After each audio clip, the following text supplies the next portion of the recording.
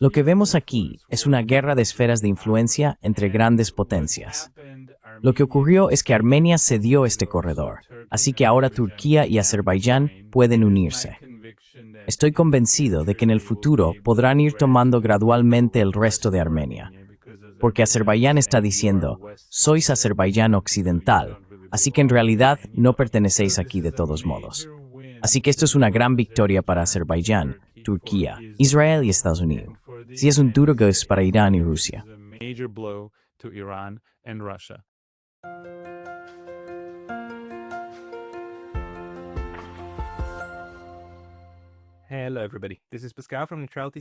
Hola a todos, soy Pascal de Neutrality Studies y hoy estoy hablando con Arthur Kechikian, politólogo y experto en relaciones internacionales, y Pietro Shakarian, profesor de historia en la Universidad Americana de Ereván.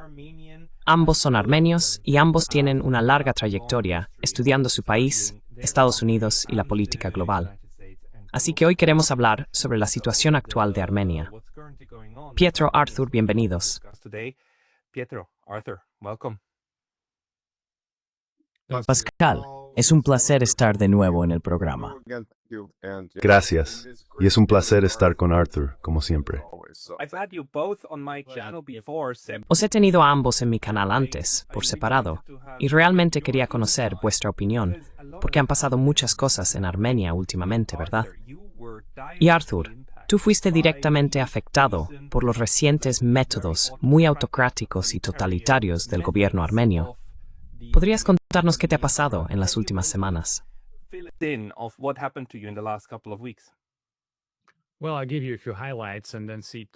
Bueno, os daré algunos puntos destacados y luego le pasaré la palabra a Pietro. Si queréis hacer más preguntas, podemos profundizar en el tema. Básicamente, Armenia está atravesando ahora un periodo de represión y terror al estilo estalinista. Hay detenciones y arrestos arbitrarios y amenazas abiertas por parte del llamado líder democráticamente elegido de una revolución democrática, apoyada por cierto por Occidente. Recientemente dijo, el gobierno soy yo. Creo que Stemibers somopoi. Diu, aningitur werton.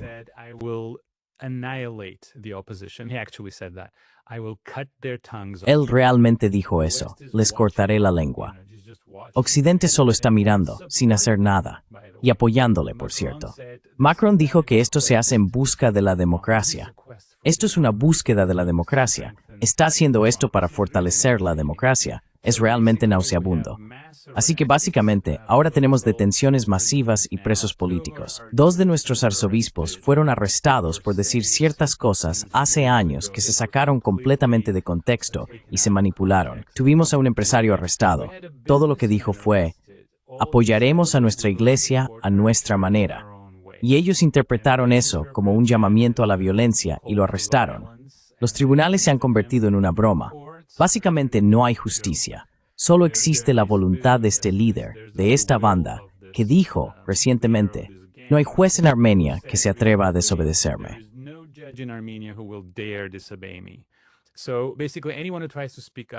Básicamente, cualquiera que intenta alzar la voz está siendo silenciado, arrestado o intimidado, incluido su humilde servidor. Fui atacado de manera masiva por los periodistas progubernamentales. Un día, simplemente organizaron un ataque enorme. Fue como Pearl Harbor. Luego cerraron mi página de Facebook y amenazaron con presentar cargos penales en mi contra. Y todo esto lo hacen los llamados medios libres, patrocinados por el llamado Occidente Democrático. Decenas de millones de dólares llegaban a Armenia precisamente con este propósito.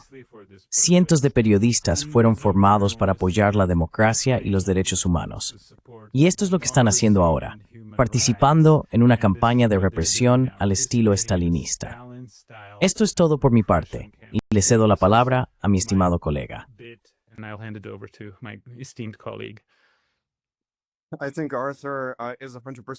Creo que Arthur tiene toda la razón.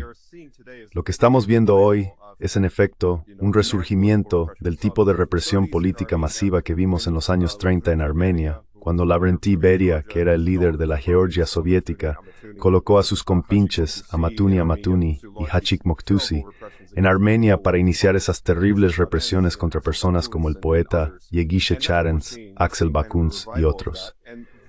Y eso es lo que estamos viendo, un resurgimiento de aquello, y realmente un comportamiento fundamentalmente antidemogobierno. Y quiero decir, es lo habitual, porque este gobierno ha traicionado efectivamente a la democracia.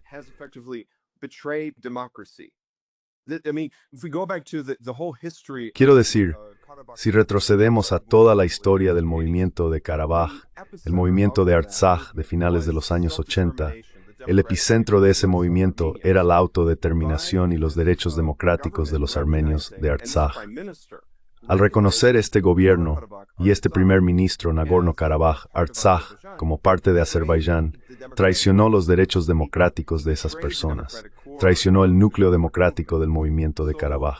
Así que lo que estamos viendo ahora es una continuación natural de esto. Es simplemente una continuación natural de este movimiento hacia un comportamiento antidemocrático. Y bueno, además, no solo eso, quiero decir, hubo este ataque masivo contra Arthur, sino que además incluso Pashinyan, uno de sus diputados en el Parlamento, denunció públicamente a Arthur y también a otro estimado académico, Armin Gregorian. Y quiero decir, es terrible lo que estamos viendo ahora mismo.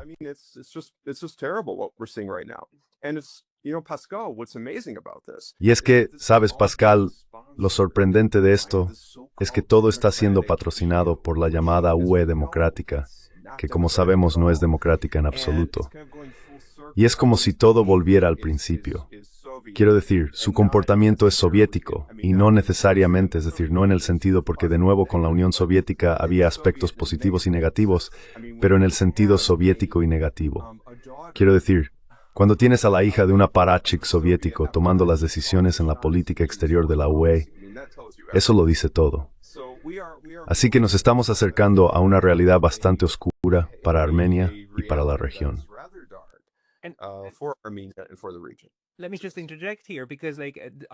Permíteme intervenir aquí, porque nuestros oyentes necesitan saberlo. Quiero decir, Arthur, tú no estás en primera línea como político, pero eres un académico influyente y conocido en relaciones internacionales, y alguien que ha estado involucrado en las relaciones internacionales de Armenia durante años, ¿verdad? Y además, tú estabas fuera del país cuando ocurrió esta represión, y estos sacerdotes de la iglesia fueron arrestados. La razón por la que fueron arrestados es porque la iglesia tiene realmente una importancia política en Armenia, ya que es una institución muy relevante.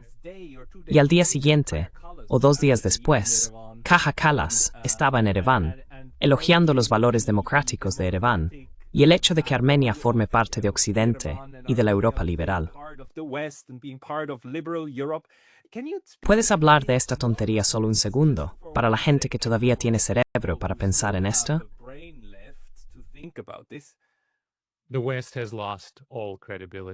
Occidente ha perdido toda credibilidad. Occidente ha perdido toda credibilidad. Y la noción de democracia ha perdido toda credibilidad, porque podemos ver lo fácil que es secuestrar un país, especialmente un país tan pobre, pequeño y poco significativo en la política internacional como Armenia. Es muy fácil secuestrarlo, vertiendo cientos de millones de dólares en ese país, patrocinando y luego apoderándose de los medios locales, Formid Evatalis, Wihutsamarkes, Risikamar, Batsigmuke in Tukolania. It is annexioning Firmatela. It's an informational annexation. You annex the country informationally. So basically, Anexionas el país de forma informativa. Básicamente, empiezas a gestionar este país. Lo tienes al alcance de la mano, porque usas tu dinero, tu riqueza, para apoderarte completamente de los medios de comunicación y de la opinión pública, y puedes manipularlo fácilmente. Así que básicamente para mí esto es el fin de la democracia. Quiero decir, lo veo claramente. Ya sabes, hablamos de esto antes. Yo era un gran creyente en las ideas liberales y un gran defensor de la democracia occidental. Pero ahora, básicamente todo se vino abajo así. Simplemente se desvaneció ante mis ojos. Es tan vergonzoso que un representante de Europa venga a Armenia y diga que esto se hace en un esfuerzo por promover reformas democráticas.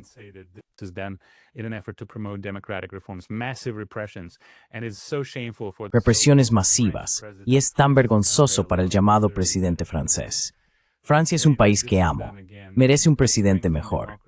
Decir que esto se hace, una vez más, para fortalecer la democracia en Armenia, mientras la gente está siendo golpeada, les lanzan bombas, manifestantes pacíficos, jóvenes asfixiados por llevar la bandera de su propio país. Arrestaron a una mujer. Pietro me corregirá. Arrestaron a una mujer con un bebé de 8 meses y la arrastraron a la cárcel. Y luego viene Callis y nos da una lección sobre democracia. Sabes, solía pensar que había una conexión. Adelante. Quiero intervenir también, Artur. Quiero decir, aquí en Armenia también hubo el famoso caso, y Artur puede hablar de esto, en el que tuvimos a esta joven, Manasseh Kanyan, que además estaba embarazada y fue atropellada por la caravana de Pashinyan.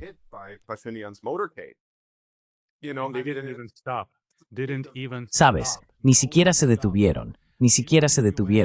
Nadie se detuvo. En Estados Unidos los habrían demandado, y en Europa estarían en los tribunales por no ayudar a una persona que estaba muriendo y necesitaba su ayuda. Y aquí tienes a todos estos llamados medios libres, Radio Free Europe, la televisión estatal, la llamada sociedad civil, cientos de ONG, y todos permanecen en silencio. Todos están completamente callados. Este es el fin de la democracia. Este es el fin de Occidente. Se han desacreditado por completo. Y me alegra tanto que finalmente tengamos otro centro de poder formándose en Shanghái que va a equilibrar esta indecente, esta indescriptible orgía de mentiras, hipocresía y agresión. Y estoy realmente cansado de todo esto.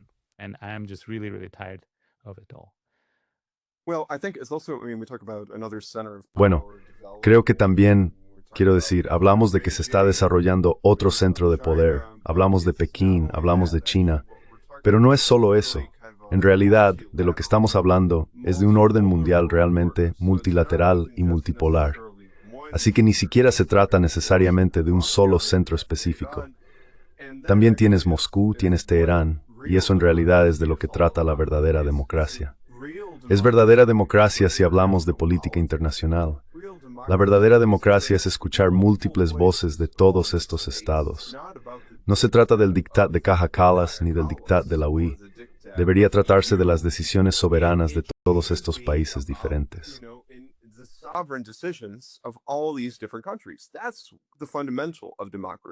Ese es el fundamento de la democracia. Y creo que lamentablemente lo que realmente tenemos es pura política de poder. Y eso es lo que estamos viendo ahora. La UE actúa como un apéndice de Estados Unidos, quizás de intereses imperiales, podríamos decir, en el Cáucaso, para crear ese corredor central y acceder a las riquezas energéticas de Asia Central, y así sucesivamente. Así que no tiene nada que ver con la democracia. Se trata de contrarrestar a Rusia, contrarrestar a China, contrarrestar a Irán. No tiene absolutamente nada que ver con la democracia. Quiero decir, si así fuera, estaría realmente impresionado. Y la democracia como idea, en mi opinión, no morirá.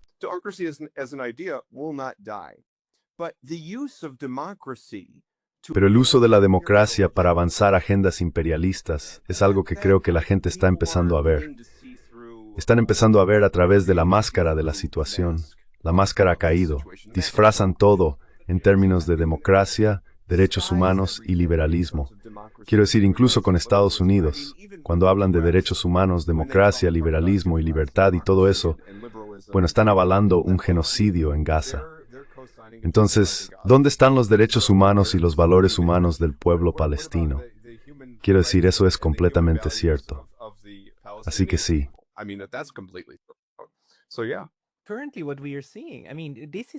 Actualmente lo que estamos viendo, quiero decir, esto va a empeorar mucho antes de que mejore. Porque ahora mismo la UE simplemente nos está diciendo, mirad, esto es lo que le pasa a cualquiera que no juegue según nuestras reglas. Vamos a hacer esto. Y han hecho cosas así una y otra vez. Quiero decir, las elecciones en Rumanía siguen haciendo esto. Ahora están sancionando a ciudadanos de la UE bajo el pretexto de sancionar a Rusia. Y en Armenia, esto es ahora un ejemplo muy extraño. Quiero decir, Gaza ya es un ejemplo. Si a los líderes europeos y estadounidenses no les gusta, entonces incluso un genocidio puede ser excusado y racionalizado. Y estás en el lado equivocado de la historia si no apoyas el genocidio. You're on the bad side of history if you don't support the genocide. In Armenia, the weird thing now is that En Armenia, lo extraño ahora es que tenemos a un líder autoritario que reprime al estilo estalinista. Normalmente, lo que hacen estas personas es adoptar una política exterior muy belicosa y movilizar al ejército para conseguir lo que desean. Pero Pashinyan está haciendo lo contrario. Está llevando a cabo esta represión dictatorial para traicionar a la patria armenia. Nagorno-Karabaj es un ejemplo. Y ahora, el corredor de Syunik es otro. Escuchamos a Azerbaiyán decir, mirad, Armenia no es un país real. Armenia en realidad es Azerbaiyán occidental. Arthur, ¿puedes comentar sobre esto? So, Arthur, can you speak a little bit to that? Well, this is precisely why they attacked me, because this is Bueno, what I said. precisamente por eso me atacaron, porque esto es lo que dije después de que fueron a Washington y cedieron a todas las demandas de la otra parte. Dije que esto es muy peligroso. Ahora estamos comenzando nuestro descenso hacia la desintegración. Ya no seremos un Estado viable. Estaremos rodeados, no tendremos acceso a nuestros aliados. Y después de que dije eso, ocurrió este ataque. Sí, tienes razón, es un poco extraño que sea tan dictador con su propio pueblo, con su propio público dentro de Armenia, pero fuera de Armenia simplemente cede ante todas las demandas. Pero creo que de alguna manera tiene su propia lógica. Lo que vemos aquí es una guerra de esferas de influencia entre grandes potencias. Sphere of influence war between great powers. And what happened, Armenia conceded this corridor. Y lo que ocurrió es que Armenia cedió este corredor para que Turquía y Azerbaiyán puedan ahora unirse. Estoy convencido de que en el futuro podrán ir tomando gradualmente el resto de Armenia, porque Azerbaiyán está diciendo, sois Azerbaiyán occidental, así que en realidad no pertenecéis aquí de todos modos. Así que esto es una gran victoria para Azerbaiyán, Turquía, Israel y Estados Unidos. Y es un duro golpe para Irán y Rusia. Para Irán, esto significa una posible presencia estadounidense en su frontera norte, quedar aislado de Armenia y Rusia, y una presencia israelí significativamente mayor en su frontera norte y en Azerbaiyán. Para Turquía y Azerbaiyán, esto significa que el sur del Cáucaso es básicamente suyo ahora. Es su esfera de influencia. Rusia está siendo expulsada de la región. Russia is being pushed out of the region. Russia and Iran will potentially be separated from each other. Rusia e Irán potencialmente quedarán separados y serán dejados de lado. Como mencionó Pietro, todo el petróleo, el gas y las comunicaciones pasarán por Azerbaiyán y Turquía, eludiendo a Rusia e Irán. Y esto significa la posibilidad, ya sabes, el potencial futuro de que la OTAN se expanda hacia el Mar Caspio, porque Azerbaiyán muy pronto podría formar parte de la OTAN si continúa esta tendencia actual. Entonces, Rusia tendrá a la OTAN a lo largo de su frontera sur en el Mar Caspio y conectando con Asia Central. Así que esto expone, como dicen, el punto vulnerable de Rusia. Y tendrán muchas oportunidades para arrastrar a Rusia a otro Chechenia, otro Dagestán. Básicamente, provocarla en todos estos pequeños conflictos regionales, que es lo que suele hacer Occidente. All these little regional conflicts, which is what the West tends to do. And there will be a potential for another attack on Iran. Y existe la posibilidad de otro ataque contra Irán, pero creo que él cede ante todas estas exigencias. Esto está dictado por Occidente en un esfuerzo por expulsar a Rusia de la región. Por eso cedió Nagorno-Karabaj. Yo estaba a favor de algún tipo de solución de compromiso que permitiera al menos a los armenios vivir en su tierra. Pero él lo entregó. Fue a Praga y bajo la presión de Macron, vergonzosamente, bajo la presión de Macron y Charles Michel, simplemente lo firmó. Dijo, ¿sabes qué? Olvídalo. Ni siquiera exigió garantías de seguridad para los armenios. Esto se hace bajo la presión de Occidente. Armenia está siendo sacrificada como un país pequeño e insignificante, devorado por sus vecinos, y Occidente lo impulsó porque quería sacar a Rusia del Cáucaso. Es indescriptible. Out of the Caucasus. It is unspeakable. Sí. Bueno, también quiero añadir algo a eso.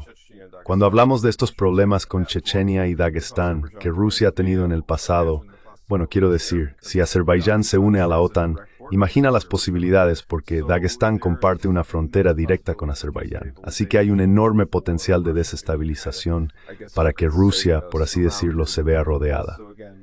Además, como mencionó Arthur respecto a Irán, La posición de Irán es muy esbelta en este contexto. Dicho esto, no creo que Rusia e Irán estén completamente fuera del juego. Así que este llamado gran juego aún no ha terminado.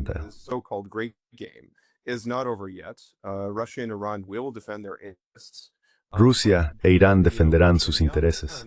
Pero, ya sabes, Pashinyan representa un problema estratégico muy significativo. Quiero decir, él es quien está creando una especie de dilema de seguridad para Rusia e Irán en la región, en efecto. Es decir, al abrir la región a Turquía, Azerbaiyán, la OTAN, Israel y Estados Unidos. No va a ser un escenario que termine muy bien. Como sabes, Pascal, recientemente hubo este tipo de proyecto de corredor, esta declaración, podemos decir, Temask, que se concluyó entre Armenia y Azerbaiyán, entre Pashinyan y Aliyev, en la Casa Blanca con el presidente Trump, el llamado corredor Trump.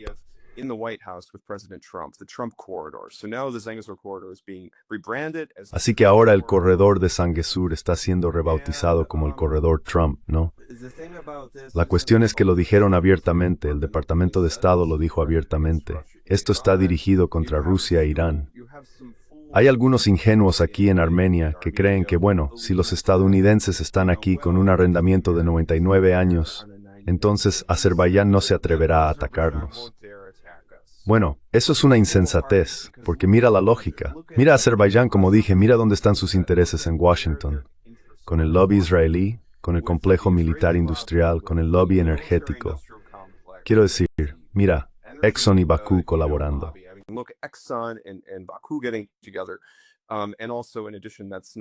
Y además eso ni siquiera cuenta las relaciones de larga data entre BP y Azerbaiyán. Así que quiero decir, toda esta idea, pero afortunadamente hay muchas personas sensatas en Armenia que están viendo a través de esto. Justo el otro día hablé con un caballero de Goris, que es una ciudad en el sur de Armenia, en la región de Syunik, también conocida como Zangezur, donde básicamente me decía que el sur está en contra de Pashinyan. Así que ya veremos. Quiero decir, los armenios están en contra de Pashinyan. Vemos que las valoraciones de Pashinyan son muy bajas, están en mínimos históricos, pero se movilizarán.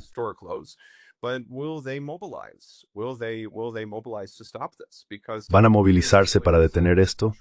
Porque él, como dije, está traicionando a la nación, está traicionando al pueblo armenio y está traicionando la democracia. Así que cualquier idea de que, porque incluso sus partidarios dicen cosas como, cuanto más tiempo permanezca en el poder, más democrática será Armenia, lo cual es completamente ridículo.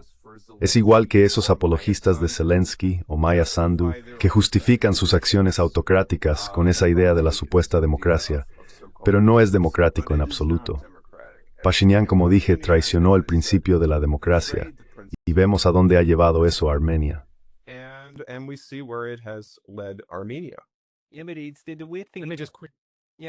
Sí, vale, Arthur.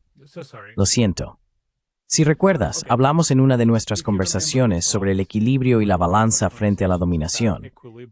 Lo que vemos aquí es, de nuevo, el mundo volviendo a la guerra, a una lucha por la dominación, y todo ello es resultado del trágico error cometido en los años 90 al excluir a Rusia de la arquitectura de seguridad de Europa y al expandir la OTAN, condenando a repúblicas como la nuestra a ser objeto de disputas y a formar parte de una guerra de esferas de influencia.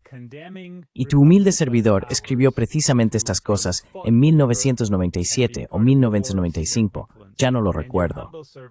Dije ante todo que habría otra guerra, que el telón de acero se movería, que tendríamos otra división de Europa y que pequeñas repúblicas como la nuestra se convertirían en víctimas de esta nueva guerra.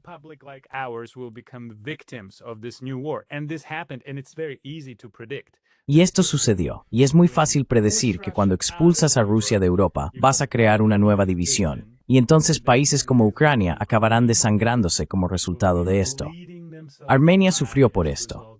Georgia, Azerbaiyán, nuestro vecino, ganó, pero aún así pagaron un precio por ello.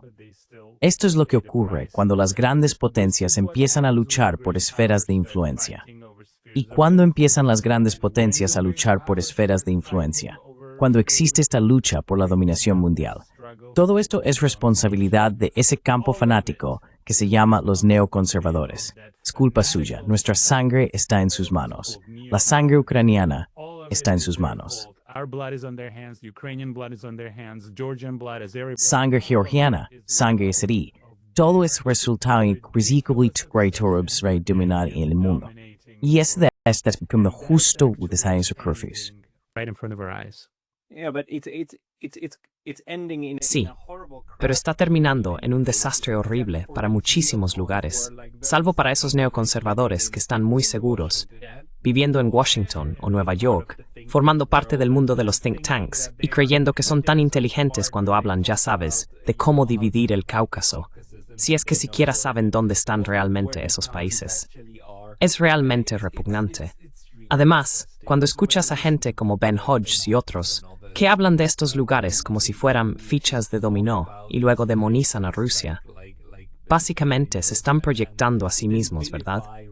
Se puede ver cómo se ven reflejados en esa narrativa. You can see how they see themselves in that thing. And but anyhow, about Armenia. Pero de todos modos, sobre Armenia, lo fundamental ahora mismo, que sigue siendo difícil de entender, es cómo Armenia y también Azerbaiyán han cambiado en los últimos 10 o 15 años. Quiero decir, no me di cuenta de que Armenia bajo Pashinyan se volviera tan autodestructiva.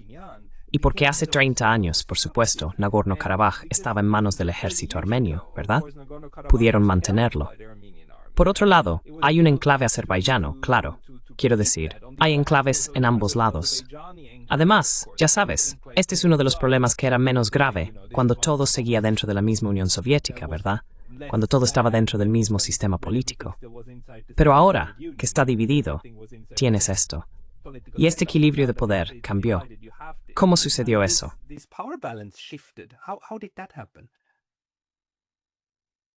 Pietro, te da decir. ¿Quieres que intervenga en eso? Claro, no quiero. Mucho de esto, sí, no. Creo que mucho de esto se remonta a esta idea cuando hablamos del desequilibrio de poder, que quiero decir, hubo.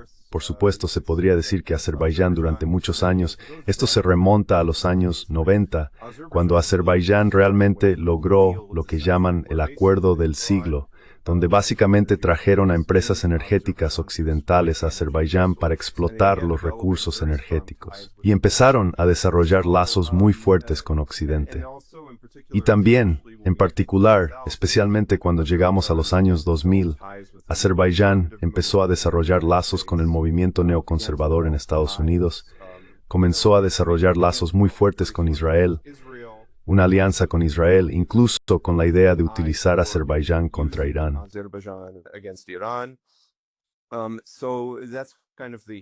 Así que esa es un poco la historia. Pero mientras tanto, había preocupación en Armenia sobre si podrían mantener Nagorno-Karabaj. Y de hecho también necesito hacer una pequeña corrección. Efectivamente, el ejército armenio apoyaba a Nagorno-Karabaj, pero Nagorno-Karabaj era su propia república. Tenía su propio parlamento, tenía sus propias fuerzas de autodefensa, pero estaban siendo apoyados por Armenia. Es una distinción muy importante porque este conflicto no es un conflicto sobre territorio. No se trata de las ambiciones territoriales de Armenia, por así decirlo, o algo parecido. De nuevo, fundamentalmente se trata del derecho de autodeterminación de los armenios de Karabaj para decidir su propio futuro.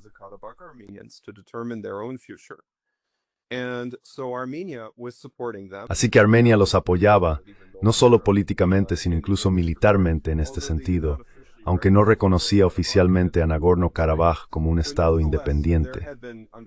Sin embargo, bajo las anteriores administraciones presidenciales de Armenia, o lo que los armenios llaman, como te diría Artur, la Tercera República de Armenia, porque hubo una Primera República en 1918, y hubo una República Soviética, que es la Segunda República, y ahora estamos en la Tercera República, existía la idea de que había que llegar a algún tipo de compromiso.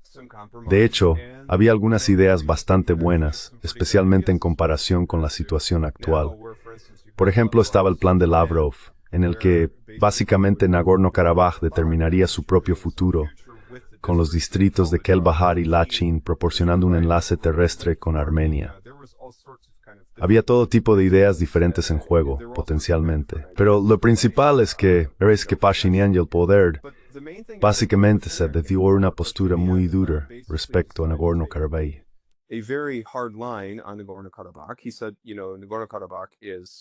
Él dijo, ya sabes, Nagorno-Karabaj es Armenia, Artsaj es Armenia, y eso es todo. Pero creo que especialmente en retrospectiva ahora, podemos ver que eso casi se podría decir que se hizo para provocar este conflicto. Así le daría a Pashinyan una buena excusa para entregar Nagorno-Karabaj, Artsaj, de tal manera que luego pudiera culpar a los rusos. Y de esa forma, porque si retrocedes en su historia profunda, si retrocedes en la llamada historia periodística de Pashinyan, si vas a Haikakan Chamanak, por ejemplo, que es su periódico, llamado periódico, porque realmente es información, esa es una gran pregunta. Si retrocedemos al periodismo en Estados Unidos a principios de siglo, eso es realmente con lo que estamos tratando. Ese es el tipo de noticias que él difundía.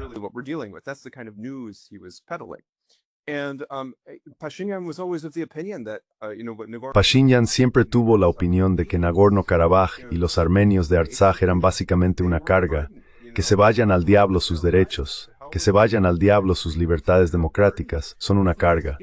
Si simplemente nos deshacemos de ellos, entonces podremos disfrutar de los frutos de Occidente y todo eso. Así que de eso es de lo que realmente estamos hablando. Creo que hubo un debilitamiento intencionado de Armenia. Y ahora ese proceso continúa con la represión de cualquier tipo de voz disidente contra esta política respecto a la seguridad de Armenia en Nagorno-Karabaj y también con el corredor de Zangezur.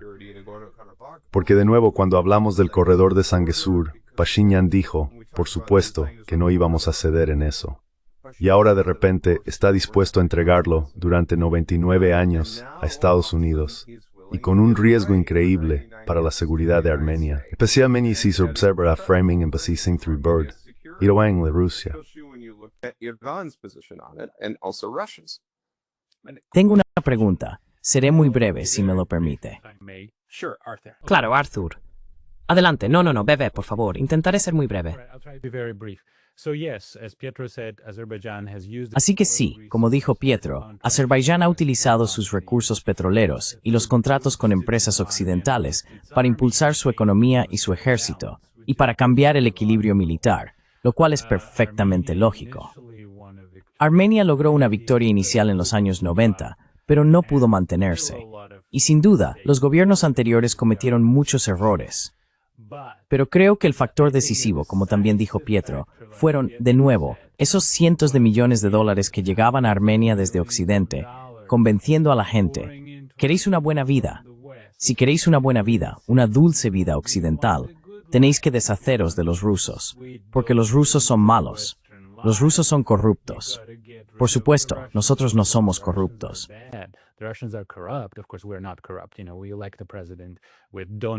Sabes, elegimos al presidente con dinero de los donantes, y luego ellos se colocan detrás de él con los brazos cruzados así, diciendo, te pertenezco. Básicamente, el presidente de Estados Unidos da igual. Así que, si quieres una buena vida, tienes que deshacerte de Rusia. ¿Cómo te deshaces de Rusia? Tienes que renunciar a este enclave. Porque mientras tengas este enclave, Rusia te tiene atrapado. Así que tienes que renunciar a él. Y esta propaganda lleva muchos años en marcha. ¿Quieres una buena vida? Entonces deberías rendirte. Esto es lo que Occidente le hizo a Armenia. Pietro tiene toda la razón.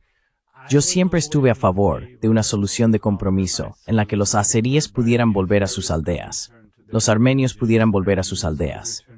Hubo muchas propuestas sobre cómo resolver esto de forma pacífica.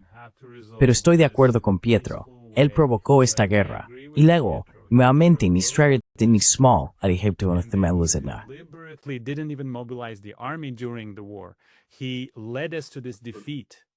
Nos condujo deliberadamente a esta derrota y luego entregó esta región. De nuevo, todo esto era el argumento occidental. Entre las personas que presionaron a Armenia en este sentido estaba el jefe del MI6, que tuvo varias reuniones con él, diciéndole, ¿quieres formar parte de Occidente? Tienes que renunciar a este enclave y tienes que expulsar a Rusia de esta región. Entonces te daremos alguna recompensa. Y ahora ni siquiera nos están dando eso. Pero, para terminar, si quieres hablar de esto a nivel global, ¿por qué está ocurriendo esto? 1789. Esta es la Revolución Francesa. Esta es la era del nacionalismo. Cuando tienes una región donde los grupos étnicos están mezclados, y cuando surge la idea de que cada grupo étnico debe tener un Estado, o que un Estado debe basarse en un grupo étnico, ¿sabes? Básicamente, es nacionalismo étnico.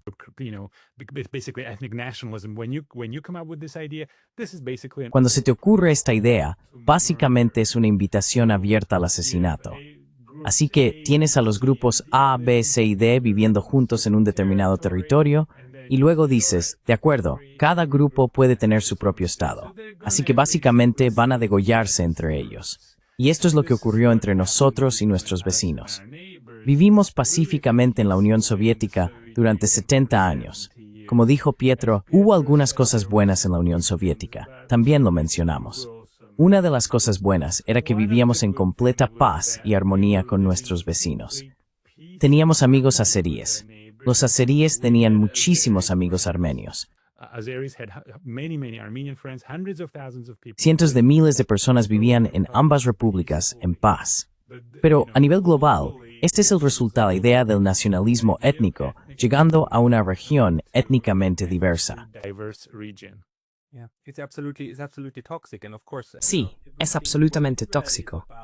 Y por supuesto, todo lo que representa Israel, déjame solo una cosa. Todo lo que representa Israel es, por supuesto, este nacionalismo sionista extremo, ¿verdad? Y etnonacionalismo. Y vemos cómo esto se alimenta una y otra vez. Y vemos cómo estas fuerzas hicieron estallar Yugoslavia en una guerra muy sangrienta entre personas serbios y croatas, que solían vivir no solo, ya sabes, en pueblos vecinos, sino literalmente puerta con puerta.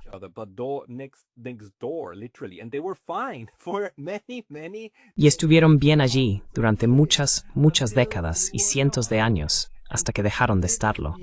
Y esto se está fomentando ahora. Tengo dos preguntas, pero se las pasaré a Pietro justo después de esto. ¿Cómo llegó este tipo, Pashinyan, a ser elegido y cómo consiguió poder en primer lugar? Y en segundo lugar, este tratado, quiero decir, si es un tratado que firmaron en Washington, y no lo sé porque no lo he visto, no puedo leerlo, no lo he leído. Me pregunto si tú lo has hecho. Si es un tratado, entonces, por supuesto, debería pasar por el Parlamento para ser ratificado. Solo la firma de un presidente o de un primer ministro no significa mucho. Quizá puedas hablar de eso, pero primero Pietro.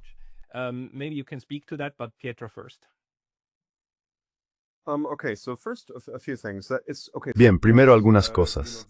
Sí, este tipo de, supongo, hiperetnonacionalismo es, por supuesto, muy destructivo, pero no deberíamos excluir que es bueno tener cierto grado de orgullo nacional. En la Unión Soviética existía este tipo de equilibrio que defendían. Famosamente porque investigué sobre el ejército soviético en la historia y en el periodo de posguerra, y especialmente el pensamiento, en 1954, Anastas Mikoyan, un famoso estadista armenio soviético, voló a Ereván y pidió la rehabilitación del poeta Yegishe Charens, quien fue víctima de las represiones de Stalin. Pero también dijo que debíamos rechazar tanto el chauvinismo nacional como el nihilismo nacional. Así que sí, por supuesto, debemos rechazar absolutamente ese tipo de nacionalismo que es chauvinista, que es agresivo, que excluye la posibilidad de vivir pacíficamente juntos y supongo que se podría decir coexistir.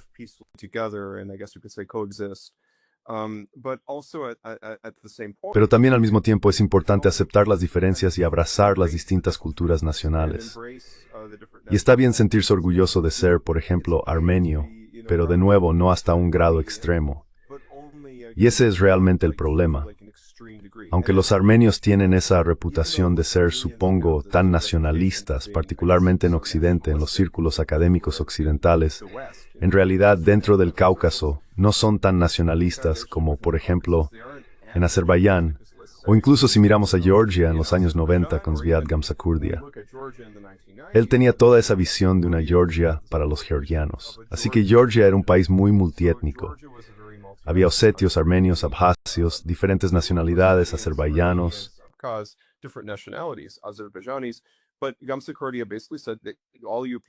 Pero Gamsakhurdia básicamente dijo que todos ustedes son, ya sabes, intrusos y que deberían marcharse.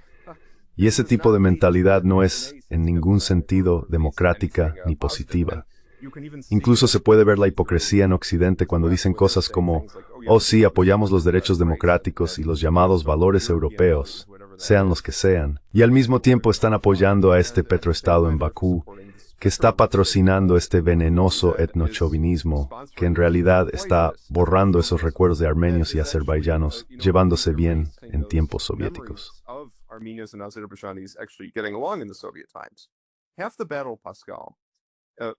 La mitad de la batalla, Pascal, cuando analizamos un tema como Nagorno-Karabaj o el conflicto general entre Armenia y Azerbaiyán, no es solo la paz entre los estados o la paz entre los presidentes, sino la paz entre las sociedades.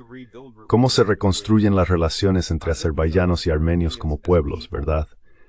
No se puede simplemente imponer un acuerdo y esperar que eso haga que toda la región sea estable. Tiene que haber un proceso mediante el cual estas personas se reconcilien, las sociedades se reconcilien.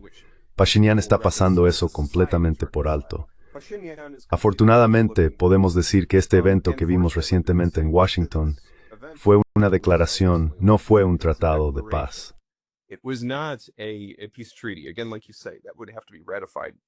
De nuevo, como dices, eso tendría que ser ratificado por el Parlamento, tendría que pasar por todo un proceso, pero solo fue una declaración. Y parte del desafío al que se enfrenta Pashinyan es que Aliyev, además de exigir el llamado corredor de Sanguesur, además de exigir este tipo de territorio a través de Syunik, también exige cambios en la constitución armenia. Así que eso, lo que de nuevo hace que Armenia sea única, incluso los símbolos nacionales como el Monte Ararat, además por supuesto de lo que menciono sobre la Constitución, el Monte Ararat, incluso la discusión sobre el genocidio armenio de 1915, que ahora básicamente Pashinyan está dispuesto a sacrificar todo eso por el llamado buen vivir. Y estamos viendo exigencias de que estas se eliminen de la Constitución, que los símbolos nacionales y la mención del genocidio armenio se retiren de la Constitución. La Mauerd. Bueno, él quiere, básicamente, sí, absolutamente. Y además ahora con eso existen este tipo de afirmaciones. Quiero decir, básicamente hay referencias a Nagorno-Karabaj en la Constitución. Y eso es algo que Aliyev realmente está muy interesado en enterrar. Lo irónico es que el gobierno armenio, bajo Pashinyan, también está muy interesado en enterrar completamente este asunto de Nagorno-Karabaj. Y por cierto, también debería decir esto. Cuando ves a alguien como el jefe del MI6 asesorando al gobierno armenio sobre estos temas, es muy interesante, porque fueron los británicos.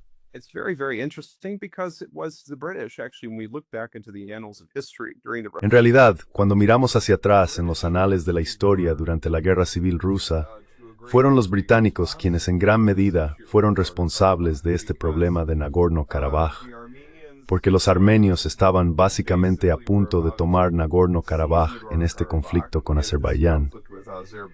Y fueron los británicos quienes le dijeron al general armenio, Andranik, que debía detenerse, que el asunto se resolvería en la Conferencia de Paz de París, y que todo estaría bien.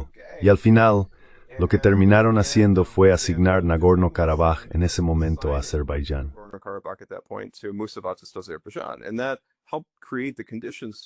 Y eso ayudó a crear las condiciones para cuando los bolcheviques llegaron a la región. Ayudó de alguna manera a crear las condiciones para que Nagorno-Karabaj se convirtiera en un óblast autónomo o autogobernado de Azerbaiyán durante el periodo soviético. En fin, es una historia complicada y por supuesto una situación compleja. Pero creo que este supuesto esfuerzo por imponer a la fuerza una paz que respalde las ambiciones geopolíticas de, digamos, los halcones de la guerra neoconservadores, no creo que vaya a conducir a nada bueno.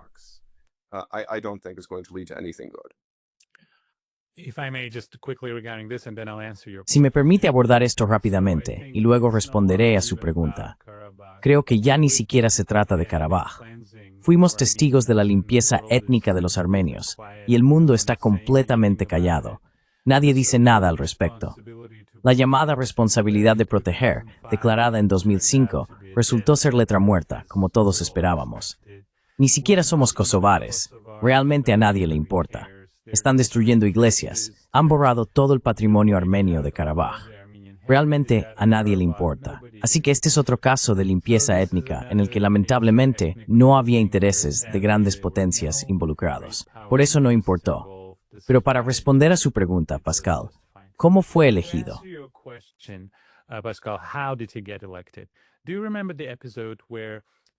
¿Recuerdas el episodio en el que Occidente y Ucrania infiltraron drones?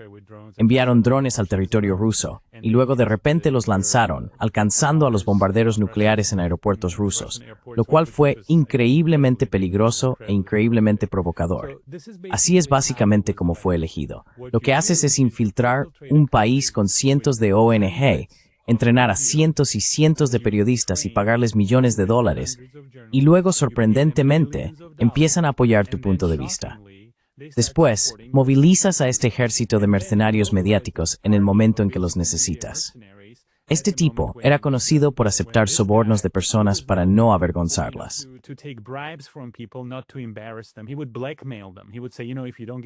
Él los chantajeaba. Decía, ya sabes, si no me das dinero, voy a contarles lo de tu esposa o algo así. Este es el tipo. ¿Cómo fue elegido? Recibió una orientación muy astuta desde Occidente. Básicamente lo vistieron como a Jesús. Iba por ahí mostrando a todos su muñeca herida. Había algo de sangre en una pequeña escayola. Llevaba una escayola en la mano y había algo escrito en ella con sangre. Recibió este asesoramiento muy sofisticado de sus amigos occidentales sobre cómo fingir ser una víctima, fingir ser Jesús. Y fue entonces cuando movilizaron este ejército de periodistas, Radio Liberty, CivilNet, la televisión estatal. Todos enviaban mensajes simultáneamente, igual que cuando me atacaron a mí.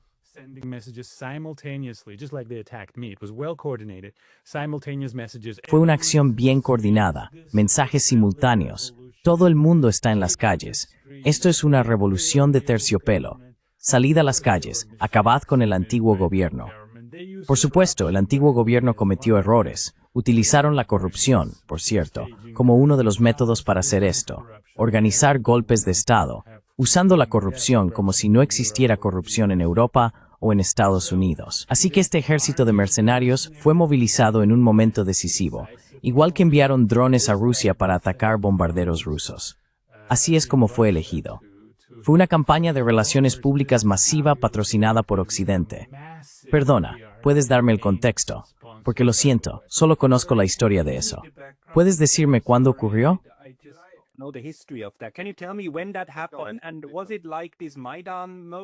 ¿Y fue como ese momento del Maidán o qué? Sí, oh sí. Los puntos, los datos.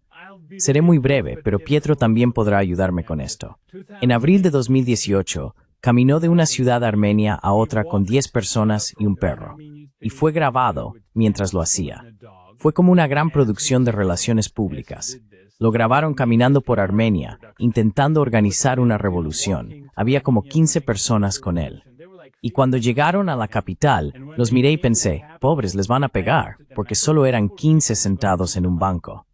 Y de repente, todos esos canales de medios patrocinados por Occidente empezaron a difundir mensajes sobre esta revolución de terciopelo.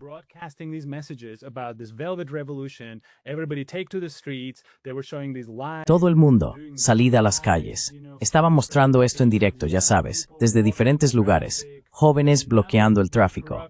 Basta de corrupción. Basta de esto. Por cierto, él sigue con la corrupción, igual que el presidente anterior. Ahora está colocando a sus propios familiares, y a sus amigos, y a los familiares de sus amigos, y ahora están ganando millones de dólares. Así que la corrupción no ha desaparecido. Así es como ocurrió. Pietro, interven. Seguro que tienes mejor memoria que yo.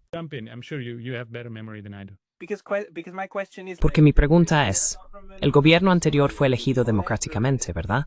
Fue elegido democráticamente. Luego él llegó en 2018, y entonces el gobierno realmente se fue.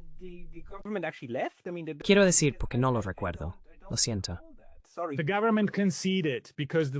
El gobierno cedió porque el líder dijo, ¿sabes qué? No vale la pena. No quiero derramar sangre. Eso fue lo que dijo. No quiero derramar sangre. Así que voy a ceder. Toma el control. Tienes razón. Yo estoy equivocado. Hazlo tú. Básicamente lo entregó de forma pacífica.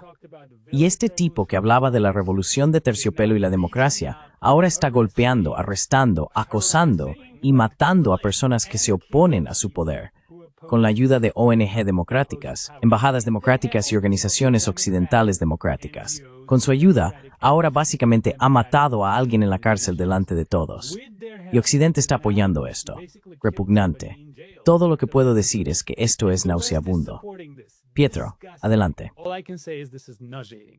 Pietro, go.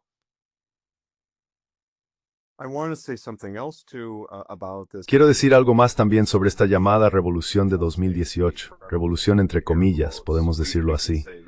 Lo que más me llamó la atención, en primer lugar, es que evocaba mucho a la Italia de 1922.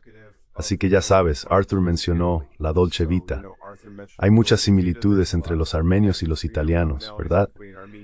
Supongo que se podría decir eso. Quiero decir, ambos somos civilizaciones antiguas. Eso se remonta a la historia. Pero en 1922 había un señor llamado Benito Mussolini y básicamente tenía sus camisas negras en la calle. ¿Y qué hicieron? Rodearon el parlamento y presionaron al gobierno, presionaron al rey para que nombrara a Benito Mussolini primer ministro de Italia.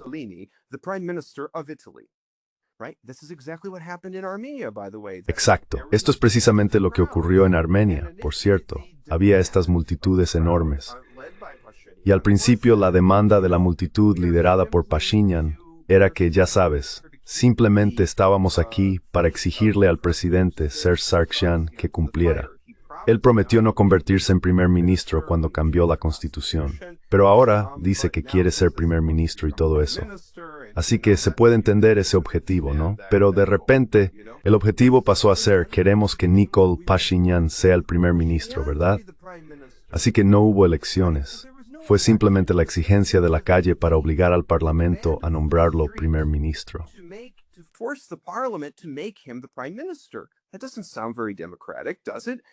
Eso no suena muy democrático, ¿verdad? Así que podemos ver que incluso desde el primer día no fue una operación democrática. Otro punto que quiero mencionar es cómo, tal como dice Arthur, la coordinación no solo fue entre los medios de las ONG en Armenia, sino también con los medios occidentales en general. De repente, todos, como si se encendiera un interruptor, recibieron el mensaje de que esto era algo que debíamos celebrar. Este era un gran movimiento democrático de Armenia hacia la democracia desde la autocracia. Y la ironía, por supuesto, es que los gobiernos anteriores, por imperfectos que fueran, y de nuevo no estoy haciendo apología de nadie, porque por supuesto había defectos muy graves en los gobiernos anteriores.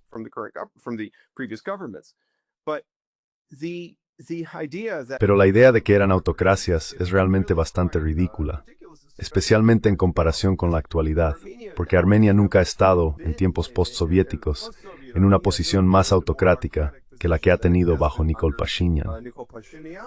Lo otro interesante es que había personas en las redes sociales, yo era una de ellas, de hecho, que decían, fijaos en quienes apoyan a Nikol Pashinyan. Tienden a ser, en su mayoría de clase media, burgueses, personajes del tipo ONG. Pero luego, una vez que surgió esa crítica, captaron el mensaje y empezaron a dirigir su discurso a las regiones, a las personas que fueron los llamados perdedores de la transición en los años 90, cuando hubo la terapia de choque capitalista en el espacio postsoviético.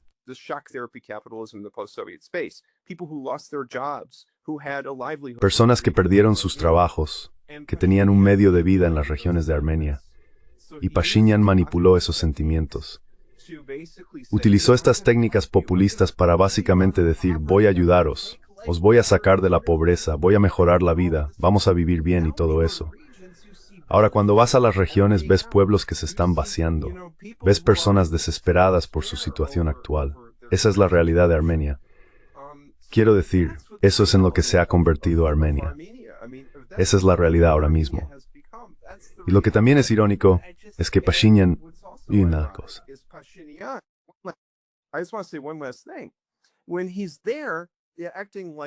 Cuando está ahí actuando como Mahatma Gandhi o Jesucristo, ya sabes, caminando de una ciudad armenia a otra, no es solo eso. Quiero decir, también se dejó barba.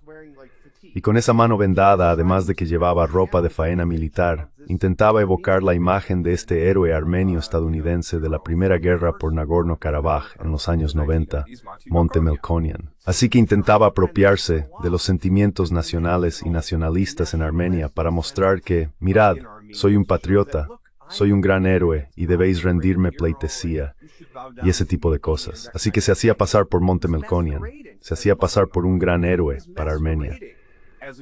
Pero como podemos ver, la realidad ahora está pasando factura.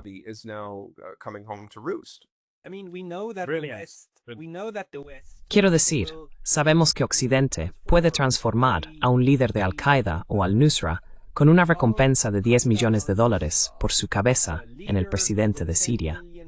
Sabemos que hacen eso de la noche a la mañana, solo con que se ponga un traje.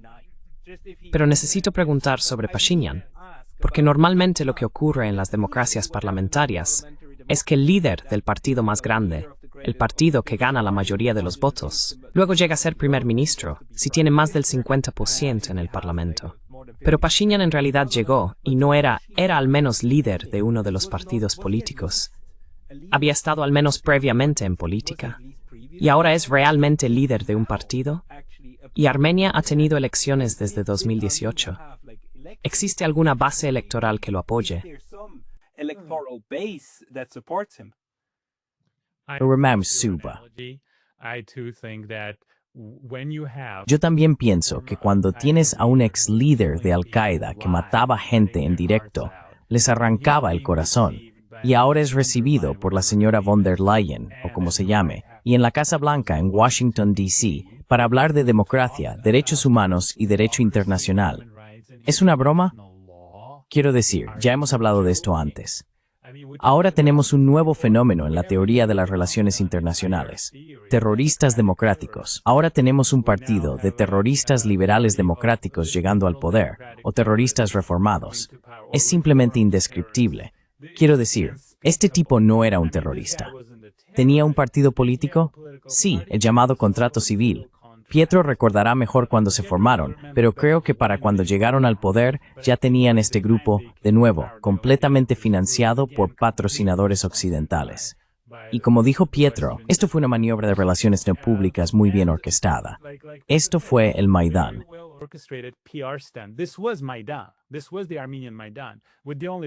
Esto fue el Maidán armenio, con la única diferencia de que ni siquiera somos el 10% de Ucrania en términos de población o recursos. Y por cierto, toda mi compasión va para el pueblo ucraniano, que fue manipulado y utilizado de esta manera tan cínica, un intento de aprovechar su deseo de unirse a Europa, de usar a Ucrania, como dice el profesor Mearsheimer, como un baluarte contra Rusia. Y ahora las cifras son asombrosas. Algunas personas dicen incluso 1.700.000 muertos. Son cifras de la Primera Guerra Mundial. No hay palabras para describirlo. Mentirle a toda una nación y luego decirles que por cierto estábamos bromeando sobre la OTAN. Lo sentimos, os engañamos. Y Europa, bueno, no lo sabemos, quizá 10 años, quizá 20. Ya veremos qué queda de Ucrania. Es tan cínico, es tan indescriptible. Armenia no es tan importante. Somos una república muy pequeña, olvidada por Dios. Y en fin, te devuelvo la palabra, Pietro.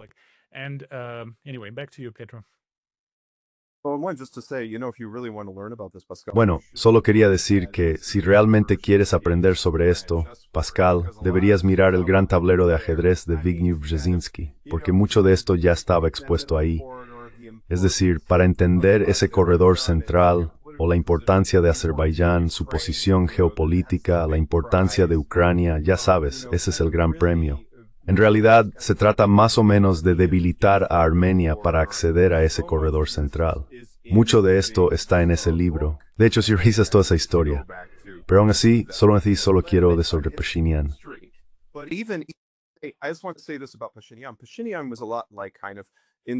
Pashinyan era muy parecido, en cierto modo, a Alexei Navalny, o a uno de esos líderes que realmente no contaban con un apoyo popular significativo en Armenia.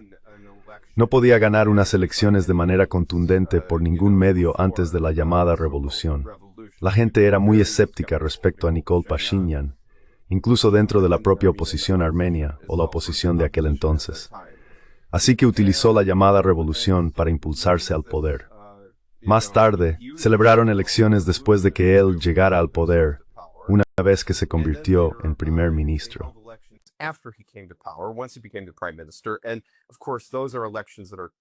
Y por supuesto, esas son elecciones que ya sabes están sujetas a recursos administrativos.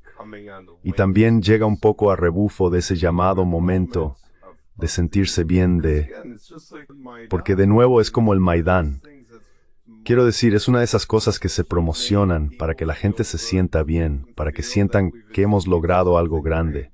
Estamos en contra del gobierno corrupto y bla, bla, bla y todo eso. Pero incluso entonces también puedo decir, Pascal, que hubo un lento redoble de tambores que condujo a estos eventos en 2018. Tuvimos tuvimos las protestas del Parque Mashtots. Arthur puede, ya sabes, recordarlo. Quiero decir, probablemente lo recuerde, estoy seguro. Sí, lo recuerdo. Hubo algunas protestas, las protestas de Electric Yerevan, etc. Sí. Afi Ovanesyan. Había diferentes personas como él que de alguna manera formaban parte del preludio a Nikol Pashinyan. Pero eso fue, como dije, el lento redoble de tambores. Sin embargo, la llegada de Pashinyan al poder se trataba de alguien que no tenía un seguimiento significativo en Armenia. Y el hecho es que toda esta revolución fue promocionada. Es como fabricar consentimiento. Fue una revolución promocionada. Y era una especie de forma de hacer una revolución de color sin color, porque lo que intentaban decir era que sí, esta revolución no está dirigida contra Rusia. Ya sabes, no hay un contexto geopolítico.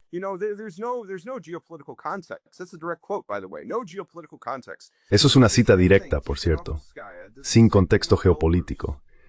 Hicieron lo mismo, Tijanovskaya hizo lo mismo en Bielorrusia, diciendo esto no es contra vosotros, Rusia y cosas así. Y por supuesto eso terminó de una manera muy diferente en Bielorrusia. Pero hubo este esfuerzo por intentar presentarlo como una especie de revolución de color supuestamente incolora, que no hay contexto geopolítico. Y esto fue, creo, el mayor engaño de todos, si se puede decir así. Sí, ahora, de nuevo, amenazas geopolíticas muy serias que enfrentan Rusia e Irán en la región, y Rusia y Irán de brazos cruzados. Sí.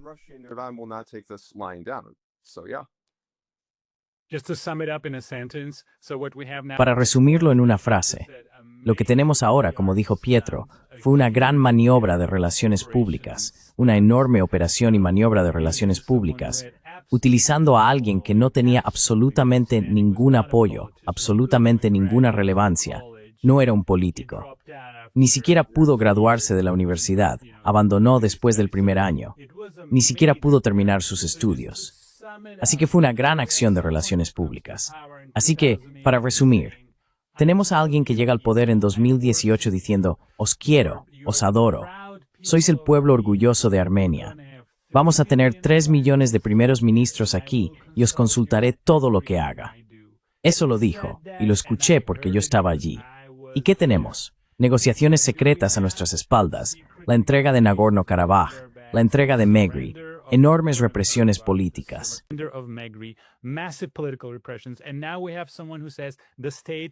Y ahora tenemos a alguien que dice, el Estado soy yo. Tenemos un nuevo Luis XIV en Armenia. Está diciendo que no habrá ningún juez en Armenia que se atreva a ir en contra de su voluntad, y no habrá nadie en este gobierno que se atreva a ir en contra de su voluntad, porque los despedirá así de fácil. Y de hecho los despide. Incluso despidió al jefe de la KGB Armenia. Así que tenemos a este tirano que llegó al poder hace 7 años con el apoyo de Occidente, prometiéndonos vergonzosamente democracia. Y nos ha llevado a los años 30 de Stalin. ¿Cómo gobierna? Porque en una democracia parlamentaria necesitas una mayoría en el Parlamento que te respalde. De lo contrario, caes. Entonces, ¿cómo funciona la aritmética parlamentaria? ¿Por qué le favorece? ¿Por qué nadie le ha echado de su maldito asiento?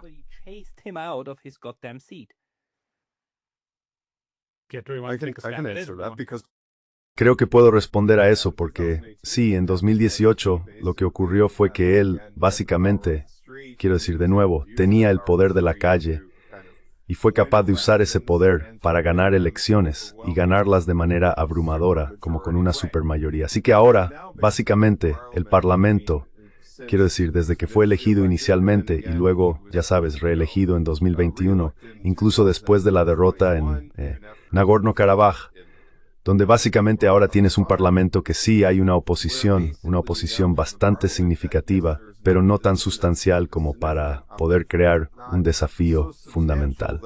Así que tienes en efecto un parlamento que actúa como un mero trámite, que se ha desarrollado bajo el llamado Partido Contrato Civil, que es de nuevo incluso el nombre Partido Contrato Civil es como una broma, porque no se trata de, quiero decir, no les importan los ciudadanos. It's not about, they don't care about the citizens. They're not interested in their democratic rights. They certainly No les interesan sus derechos democráticos.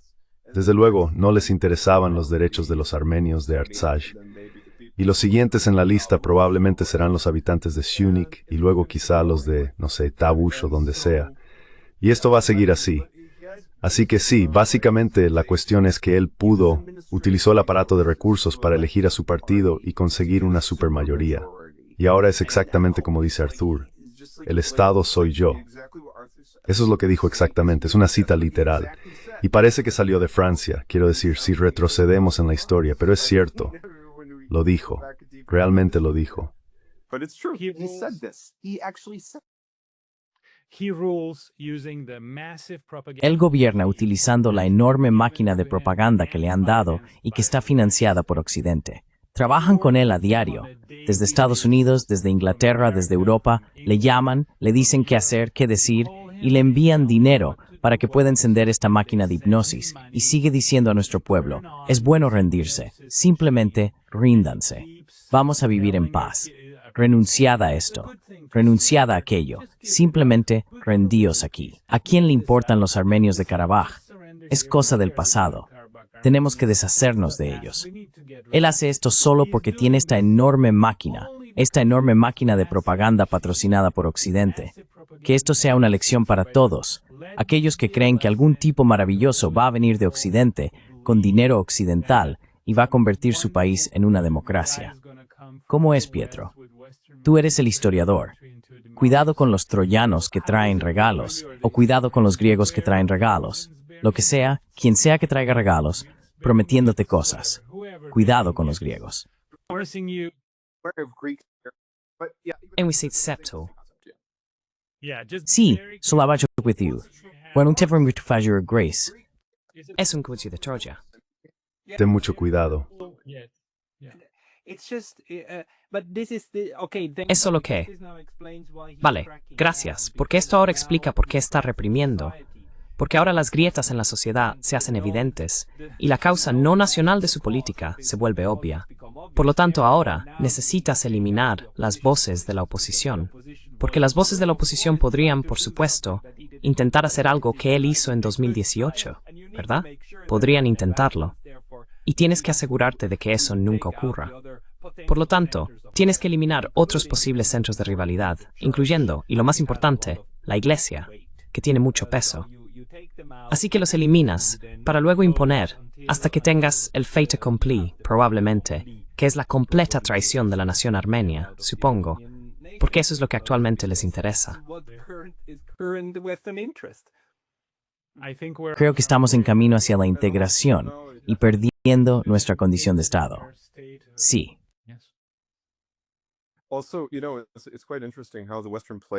Además, ya sabes, es bastante interesante cómo el manual de Occidente es realmente, quiero decir, es tan predecible. Porque de nuevo, cuando Pashinyan llegó al poder, lo hizo casi como una especie de fusión interesante entre Jesucristo y el Che Guevara.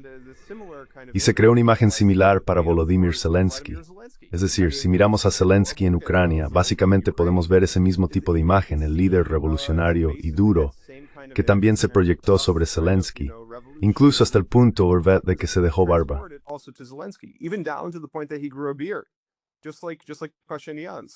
Igual que la pregunta va más allá. Así que el mismo guión se repite una y otra vez. Y también en cuanto al autoritarismo, en cuanto a, incluso quiero decir, en cuanto a este tipo de comportamiento autocrático, se ve lo mismo con Maya Sandu en Moldavia. Está haciendo exactamente lo mismo. Y ya sabes, está recibiendo el visto bueno de von der Leyen y compañía en la UE. Así que sí. Es absolutamente asombroso, es absolutamente increíble. Y también los personajes que encuentran, de nuevo, un decapitado de Al-Qaeda, al-Nusra, un actor que literalmente interpretó al presidente ucraniano, un periodista sensacionalista. Y eso entonces es la democracia. Cuando estas personas permanecen en el poder para siempre, eso entonces es la democracia. Es...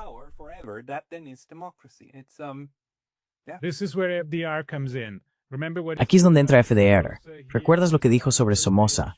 Es un hijo de puta, pero es nuestro hijo de puta. Tenemos 1953 en Irán, el golpe de Estado organizado por el Reino Unido y Estados Unidos contra un primer ministro elegido democráticamente. Tenemos a Salvador Allende, que fue asesinado con la ayuda de la CIA en Chile. Tenemos la Operación Cóndor. Tenemos muchas cosas desagradables. Quiero decir, todos los imperios hacen cosas desagradables. No son solo los estadounidenses o los británicos, pero tienen que asumir lo que hicieron a Armenia. Estamos a punto de perder posiblemente nuestra condición de Estado porque nos convertimos en una carta en manos de las grandes potencias en esta guerra por una esfera de influencia en el Cáucaso. ¡Qué tragedia!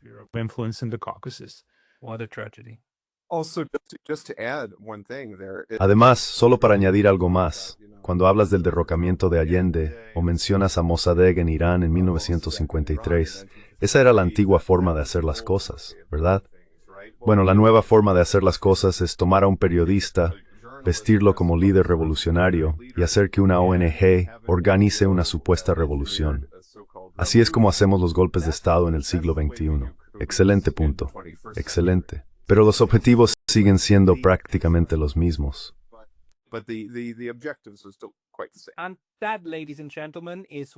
Y por eso, señoras y señores, es necesario tener control sobre la financiación de sus ONG, tal como ha hecho Georgia.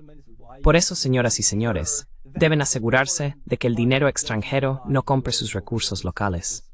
Es una realidad muy triste, pero Arthur y Pietro, me gustaría daros las gracias. Tendremos que volver a debatir este tema. Os deseo lo mejor a ambos en Armenia, y con suerte, Arthur, volverás a Armenia. ¿Hay algo más que os gustaría añadir? Si acabo en la cárcel, simplemente te escribiré cartas, Pascal, y luego tú podrás leerlas en el programa. Pietro puede leerlas por ti. Es broma. Es broma. Era una broma. No, esto no es una broma. Esto está sobre la mesa. Solo quiero decir esto. Hay un pequeño rayo de esperanza, y es que los armenios van a resistir esto. Ellos, como cualquier nación, tienen sus límites. Hay un límite para lo que pueden soportar. Así que al final, quiero decir, Pashinyan, si hay algo constante en la historia que sabemos, es que todo cambia. Así que él no va a estar ahí para siempre. Exacto. Pero ahora mismo quiero decir, ha hecho mucho daño. Y si se queda más tiempo, para Armenia va a ser un desastre.